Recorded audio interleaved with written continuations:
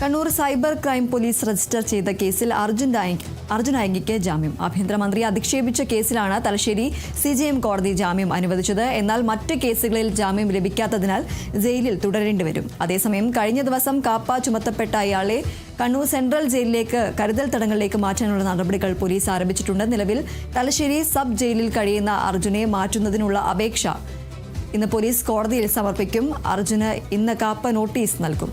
ഇന്നലെയാണ് അർജുൻ അയങ്കിക്കെതിരെ കാപ്പ ചുമത്തിയത്. 7 വർഷത്തിനിടെ ഒട്ടനവധി ക്രിമിനൽ കേസുകളിൽ പ്രതിയായ ഇയാൾ ജാമ്യം ലഭിച്ച് പുറത്തിറങ്ങുന്നത് സമൂഹത്തിന് ഭീഷണിയാണെന്ന സിറ്റി പോലീസ് കമ്മീഷണറുടെ റിപ്പോർട്ട് അംഗീകരിച്ചാണ് ജില്ലാ കളക്ടർ P. വിഷ്ണുരാജ് കാപ്പ ഉത്തരവിറക്കിയത്. കരുതൽ തടങ്കലിന്റെ ഭാഗമായി ഇയാളെ ഉടൻ തന്നെ കണ്ണൂർ സെൻട്രൽ ജയിലിലേക്ക് മാറ്റാനാണ് ഉത്തരവിലുള്ളത്.